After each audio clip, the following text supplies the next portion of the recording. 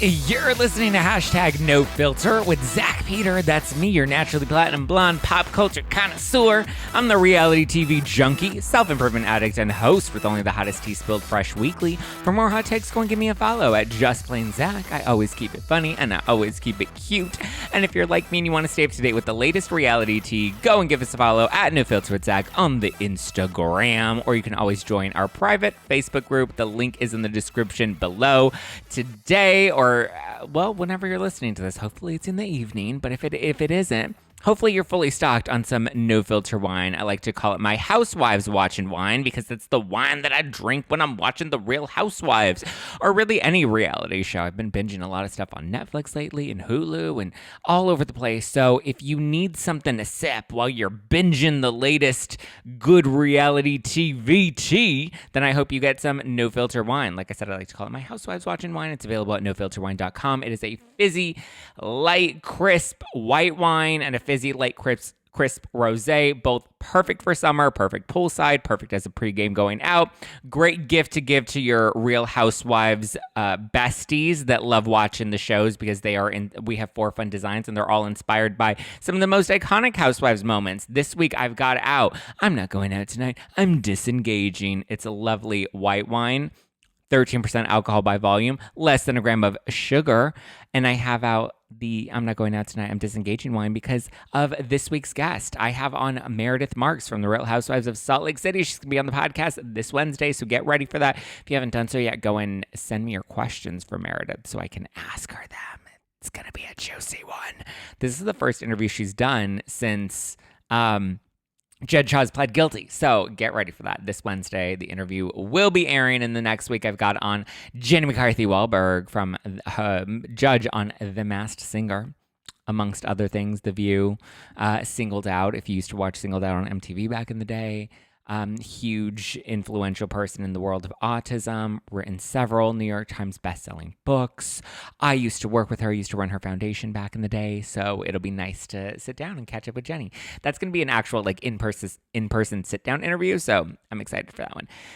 Book Club will be back this Tuesday. We are going to be catching back up on Holly Madison's book, Down the Rabbit Hole, so next 4 chapters we will be breaking down live on Tuesday. We are going live on the Instagram account at No Filter with Zack and the YouTube channel, youtube.com/justplainzack. So get ready for that. Are we ready to break down the tea, you guys? Because there is some tea to be breaking down. We got some Beverly Hills tea. We got some Vanderpump Rules updates. We got some new Teresa T and Melissa. So without further ado, let's just dive right in, shall we? So first up, Kristen Doute, formerly of Vanderpump Rules. You know, Kristen was the hot mess express on Vanderpump Rules. So she was recently on Sheena Shea's podcast, Shenanigans, and she was talking about her latest breakup from Alex, who was her boyfriend, who she started dating right after she got fired from Vanderpump Rules. And unfortunately, it did not last, but she is opening up about it, saying that she was really sad because he broke up with her 7 months after she had sold her house and moved in with him. And she was like, oh, here's my meal ticket. It's going to last. I got me a boo thing. She said that she was even in the process of quitting cigarettes because she was like ready to start like preparing to have a baby with Alex. Like they'd been together for 2.5 years. So like things were getting pretty hot and heavy and pretty serious. And it seemed like it was going in a positive direction. She was disappointed that he literally broke up with her like months after she decided to move in with him. She said that he also blocked her completely on social media and I guess on her phone too. She said that even though it was really harsh for him to do that right after the initial breakup, it ultimately was helpful for her because then she couldn't reach out to him. She said it was really hard because she's like, how do you just erase 2.5 years of our relationship together? Like, that's pretty fucked up. But he was like, I want nothing to do with you, I guess. But she said that it helped her move past the relationship quicker because she really had to cut off all ties with him. She couldn't see any of his social media posts. So it was, I guess, helpful, as shitty as it was. But she calls him a total narcissist in the interview.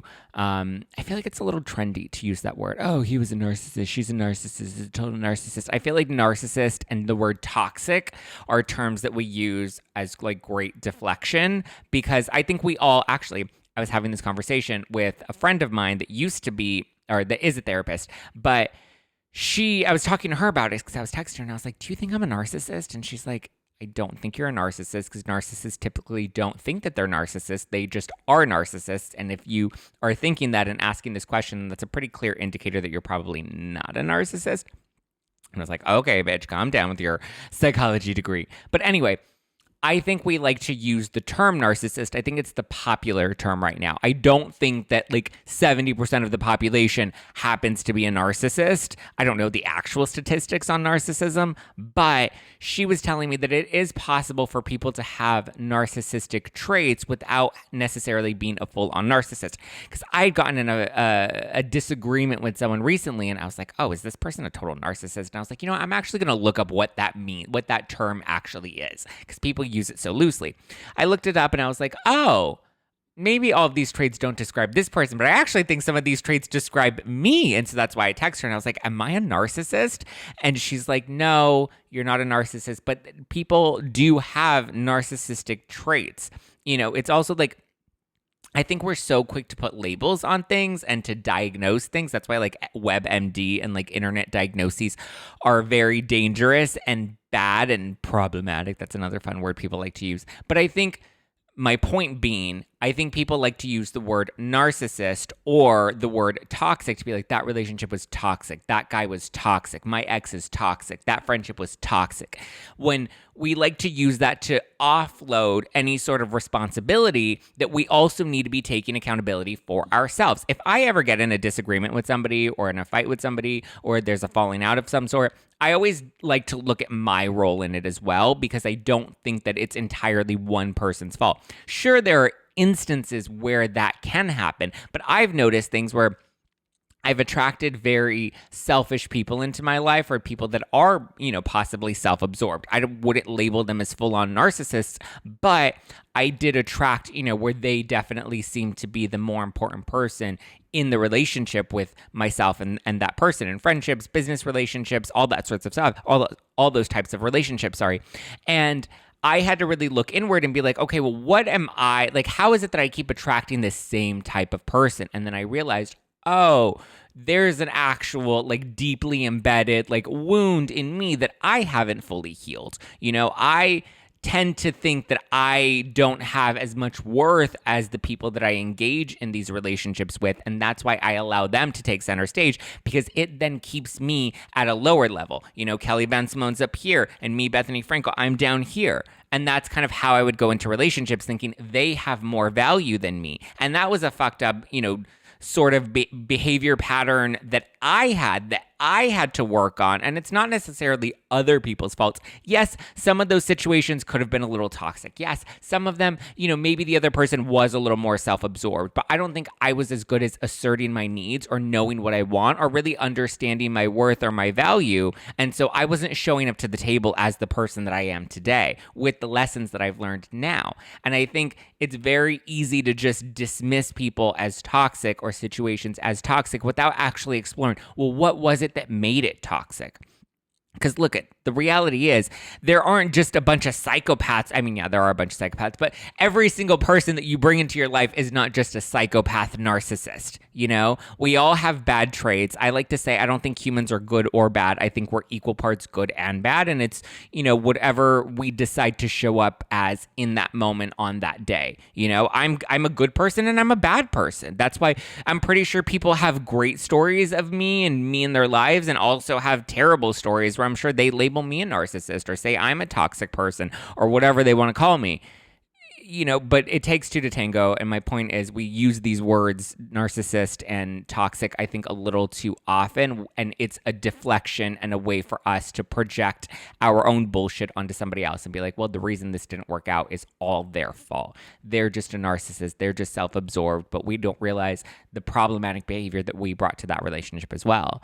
Or the fact that we allowed certain behavior that was beyond what we knew we were worth, and it just made us feel comfortable to be treated that way or to be abused in that way. And that's why we continue to engage in that. And we have to take that personal inventory so that we can work on that and then move past it, right? So there we go. But Kristen says that she is doing much better now, that she's grieved the loss of her relationship with Alex. She says that she's not currently seen anyone exclusively, but she's having a good hot hoe summer. A hoe girl summer, not a hot girl summer, but a hoe girl summer. And listen, good for her. She's living her best life. She's a strong, independent woman. She said that she has her own apartment now. She doesn't have a house. She doesn't have a relationship. She doesn't, she's doing the best that she can. We've all been there. We've all had our Kristen moments and our Kristen years, and I'm pretty sure she's going to shine and get through it, and she's going to be back on her feet. It seems like she's already back on her feet. But good for you, Kristen. You go, Glen Coco. We're rooting for you, Kristen. We want to see you thrive. She also says that on Vanderpump Rules, she wished they would have shown more of those like lighthearted, fun scenes of her, but that oftentimes they just wanted to show crazy Kristen and, drunk Kristen. And that was really just the hot mess narrative that they wanted of her on the show. And obviously when you sign up on a reality show, you sign up for whatever your narrative is going to be for the season. And when hot mess Kristen works for the camera and it works for the show, of course, the producers are going to continue to push that narrative. But she seems like she's in a better place now. She seems to be close with a lot of the Vanderpump cast members still. She says that she doesn't really talk to Stassi as much. She considers Stassi a sister for sure, but she doesn't really talk to her, communicate with her as much. I guess after the firing, when Stassi, had her baby and got married, and her life just changed, Well, 'tis what it is. Good luck to you, Kristen. Good luck, girl. We love you. Okay, Dorit Kemsley is coming in with the clap back at Dana Wilkey. We know Dana Wilkey she was a friend of on season 2 of Real Housewives of Beverly Hills. She was $25,000. Remember, she had the $25,000 sunglasses. Did you know? $25,000. I think she's the one that hosted Game Night when there was the slut pig, Brandi Glanville versus Kim Richards and Kyle Richards. And at least I wasn't doing crystal meth in the bathroom all night long, bitch. That night with Brandi Glanville, I believe, was hosted at Dana Wilkey's house. So anyway, Dana Wilkey reshared a meme about Dorit and Mauricio having an affair, which is basically all fan fiction. This is a theory, a rumor. It's been circulating online for a while. I don't think Dana is the person that invented this rumor, but she did share it publicly. She definitely seems to have something against like PK and Dorit. Like there's definitely bad blood between them. I believe she was one of the ones that was like questioning the robbery and whether or not the home invasion was like real or whether it was set up in some way. I remember PK called her the See You Next Tuesday of the Week when he was doing his little See You Next Tuesday of the Week segment on his Instagram. But Dorit's jumping in now that Dana has shared this meme, which was a photoshopped image of Dorit and Mauricio like together, as if they were having an affair. And Dorit calls Dana miserable in her life and one of the thirstiest people that she's ever seen. She says that there's zero truth to the rumor and that it's sad and pathetic, and she's over Dana, and she's just like, girl, leave me alone, woman. She called her woman. Do you not have a life, woman? Dana Wilkey. I mean, listen, Dana's like, she's a podcaster now. This is what she does. She stirs up some drama, stirs up some heat. I don't think that Dorit and Mauricio are having an affair. Like, come on. I don't think that's a real thing. I think Mauricio really loves Kyle. I think Kyle really loves Mauricio. And I think PK and Dorit also really love each other. I don't think there's a need for either couple to step out of their relationship. I mean, listen, if they wanted to have a little swingers menage a trois, that would be, a hot fantasy to think about. Now that PK's got his new teeth and he's not homeless or toothless now, he's doing his thing. You live your best life, PK, with your new teeth. But, yeah, these are low budget rumors. I don't think there's any truth to Dorit and Mauricio having an affair. I don't think that there's. But she's also like, my children, Jagger,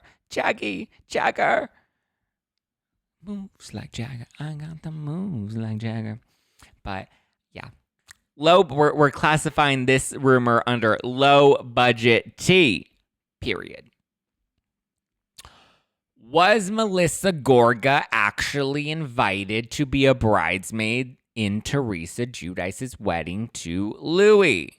Well, according to a new report from All About the Real Housewives, toward the start of filming, Teresa asked Dolores, Jennifer, and Melissa to be in her wedding.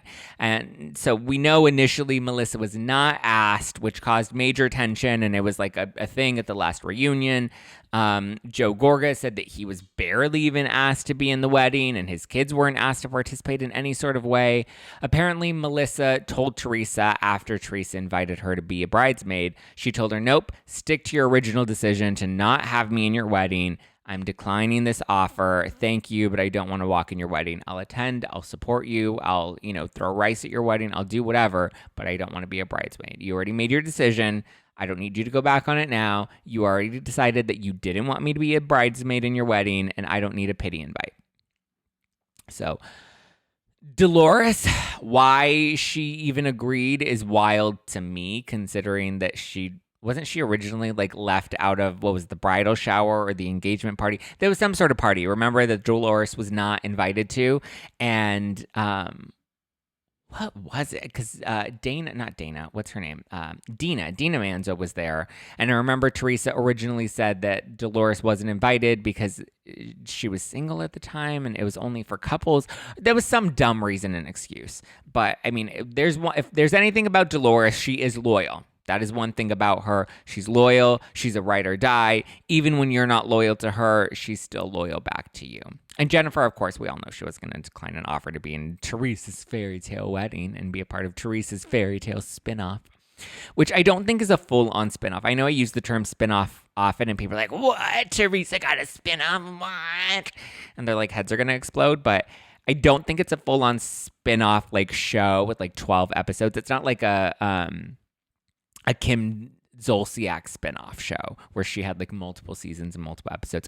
I think it's just a wedding special that's probably going to be maybe, I would say at best 4 parts, maybe 2 or 3. We do know that the filming between the wedding and the finale party, the finale wrapped on Thursday night and the wedding was on Saturday. So that's really only a 48-hour window from when they wrap New Jersey to when Teresa's spinoff was technically going to begin filming, unless they started filming it that last week. It's possible that they've been filming the spinoff for a minute or the special for a minute, but I would imagine it was really only that 48 hours and maybe a couple days after the wedding to get the honeymoon and the wrap up of everything.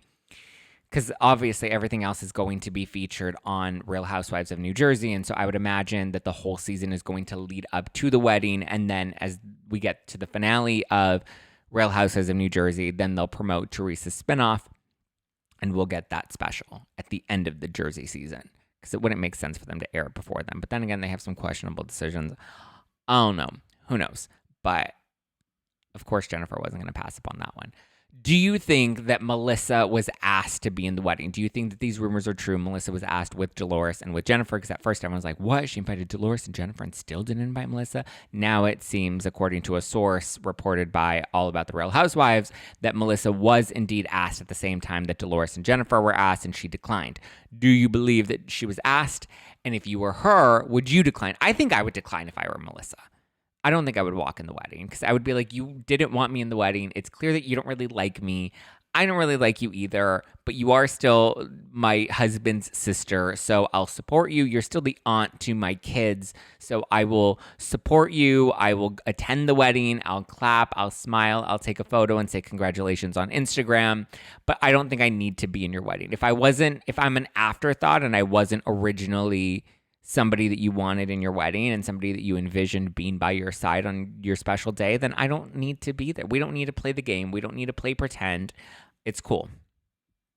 If anything, I think Joe's kids could have been included in some way, even if not all of them, maybe one of them. Only because those are Teresa's only nieces and nephews, or niece and nephews. So it's come on, girl, include your family. This is your family. This is all the family you got. It's all the blood you got left. Teresa, she frustrates me sometimes. Okay, let's move into some more Beverly Hills tea.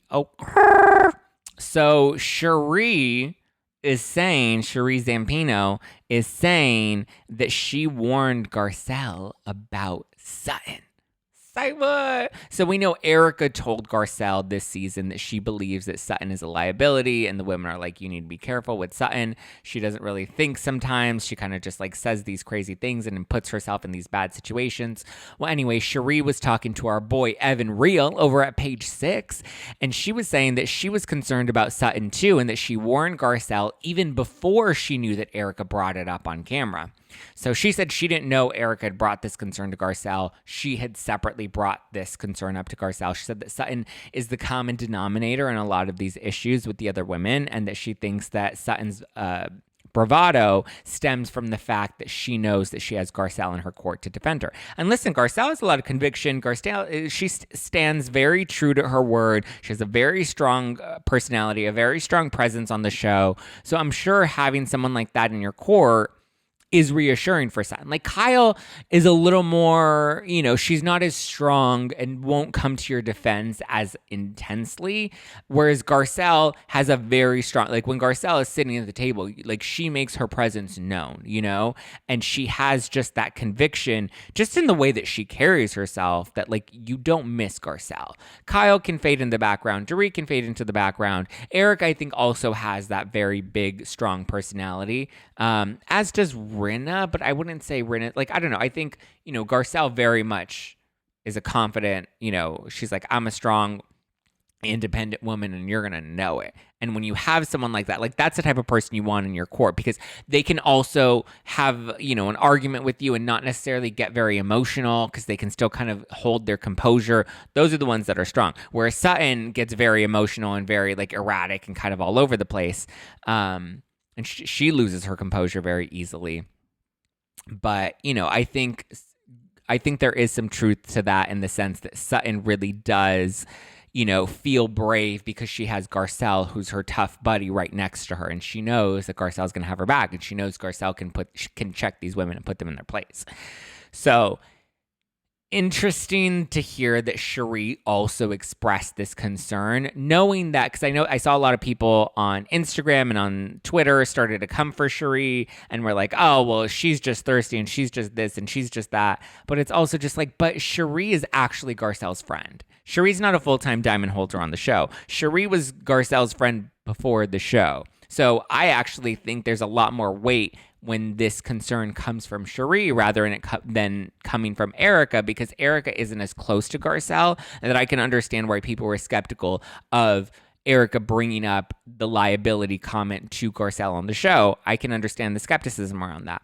However, with Sheree, I think Sheree's actually Garcelle's friend and cares about Garcelle and is like, listen, girl, I need you to be aware of this because maybe there is some truth to this. Maybe you do kind of need to watch your background, Sutton, because she puts herself in these situations and she's big and bad and she has a big bark and, she's the common denominator in all of these big issues with these other women. And I think that there is truth to that. She really thinks that, she can stand strong because she has Garcelle in her court.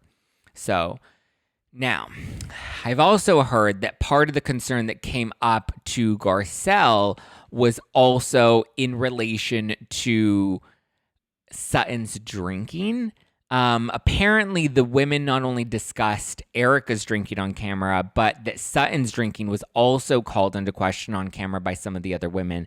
And this is part of why Erika raised concerns to Garcelle and why even Diana seemed to say that Sutton was very clumsy with her words. Now, I don't know if Sutton has a drinking problem. I don't know Sutton personally. I don't know if there's any truth to that. I have no real proof of her having a drinking problem. I don't have photos of her, chugging vodka at 9 a.m. But according to a source that's close to production in Beverly Hills, it was a concern that was raised on camera, and it was something that was spoken about amongst the other women on camera during this season. Now, I believe it's been described, or it would be described as like what one might consider like a functioning alcoholic, where you kind of appear together and, you appear to still kind of have your faculties, but you're secretly sipping away all throughout the day, and you're a little lit the entire time, but you can kind of still focus and hold it together. and listen, alcoholism is a dependency. It's not necessarily being like sloppy and blackout drunk, 24/7.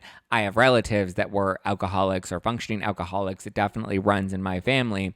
My grandfather was an alcoholic, and he would be drinking since first thing in the morning, and he would go to work and would be fully functional at work and would be getting through the workday, but he was still an alcoholic because he needed to have a drink as soon as he woke up in the morning.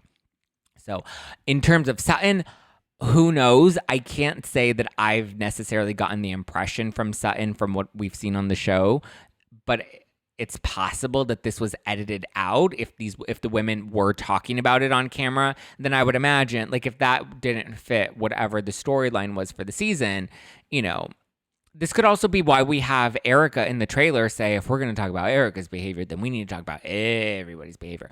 It's possible that this does maybe come up towards the end of the season.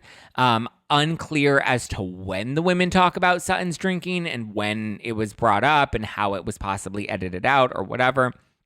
But, I can see why they wouldn't lean into that storyline, though, lean into Sutton's drinking. If Erika's drinking is a little more evident and you can see that she's a little more, visibly drunk on camera, and you can't really have two, drinking storylines at the same time with, two different people kind of having the same issue, especially if one's a little more apparent, because we know Erika was mixing her drinking with her pills. But we also don't have a history of Erika having a drinking problem.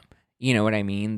That's why I kind of like, okay, well, I think she was having a messy moment, and she was having like my life feels overwhelming in this moment. Whether people agree with that or not, agree with whether her life is in shambles or not. I know a lot of people don't agree with that, but from her perspective, I can see her feeling overwhelmed with the circumstances and the lawsuits, and so she's mixing some drinking with some of her pills, and then she's getting a little more loosey-goosey and is visibly a lot more drunk on camera than we maybe would have gone with Sutton, because maybe Sutton was a little more subtle. Again, who knows what we'll end up seeing throughout the rest of this season, but I do think Erika's, drinking is a lot more evident, that if somebody's going to bring it up, they have a lot more scenes that they can cut to that make Erika look a lot,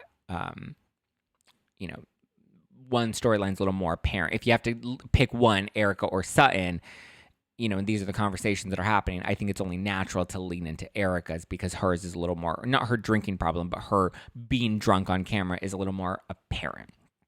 So, I mean, Sutton does seem to have a heavier pour when they're on vacation, like when they're in Tahoe, or we had that ugly leather pants scene where they're at the bar and Sutton's kind of getting overwhelmed, and we see Kathy making her hunky-dory comment, and she has the vodka, and she's like, pouring the vodka. That should be a meme in and of itself. So we do have those moments, but again, when you're on vacation or, when you're just having a social time, like, you're inclined to drink a little more. But I don't know. I just know that these conversations did happen on camera amongst the women, and it was either edited out or it hasn't aired yet or whatever. I also think it just doesn't make sense to air two, parallel drinking issue storylines. Especially, like, again, when Erika's is a little more apparent. But I don't know. What do you guys think? Is Sutton is she getting protected in the edit this season? Could this all be the other ladies fanning flames to deflect from something, from themselves maybe? Curious what your thoughts are. Do you think that Sutton may have a low-key drinking problem? Have you noticed some things? I was going back and I was kind of paying attention to a couple of things, and I'm like, I guess only time will tell. I've also heard from a separate source that they're looking to anchor the show more around Sutton and Garcelle. That to me doesn't sound like a totally legit rumor or even a good idea. I know that they're the fan favorites. I get that. I respect that the fans like them, or a majority of the fans like them, but I don't think that they're strong enough to be able to carry the show on their own.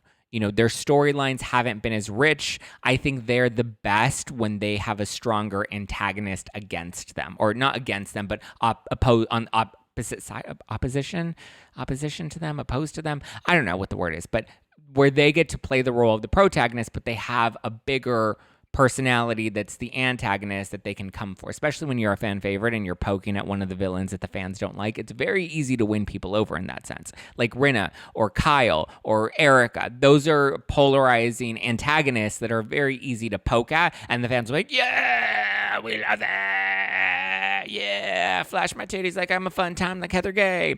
Or even Crystal, I think in Sutton's case, was a really strong antagonist when she called her out when they were in Tahoe about the I don't see color comments, which is really interesting because if you think about it, like Sutton's had a lot of those like messy moments, you know, where some of her behavior has been a little problematic. Some of the things that she said have been a little problematic, yet we very quickly brush those things off. I don't know if it's really just that she came at Erika so hard last season that that's what won the fans over with her. She's funny, and I think she has really solid moments that I enjoy her, but I don't know. I think it's easy for Garcelle and Sutton to fling mud at the Erika and the Rinna and the Kyle on the show because they know that the audience will be diehard loyal to them because they don't like them. So I think it's a cheap shot. Those is my thoughts.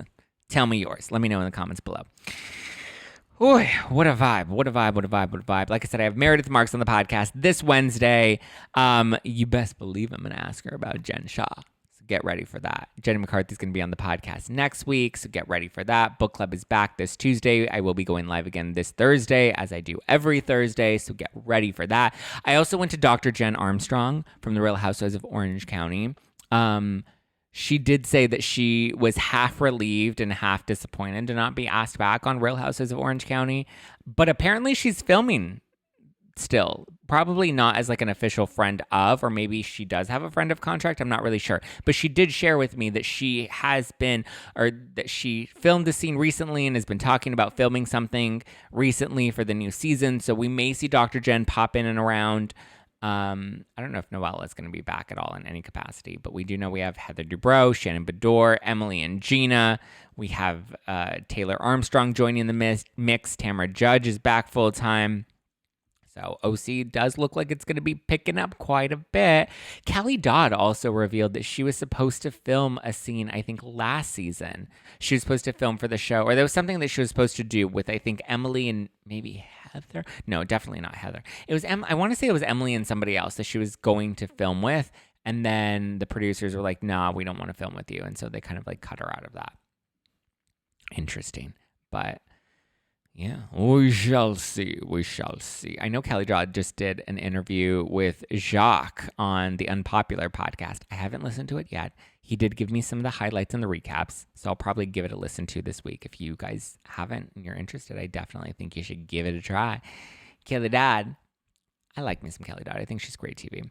But thank you guys for listening to #NoFilter with Zack Peter. That's me, your naturally platinum blonde pop culture connoisseur. But yes, I did go see Dr. Jen Armstrong. She did touch up my face, so I'm looking fresh. She touched up my Jeuveau. I got that fresh tox going on.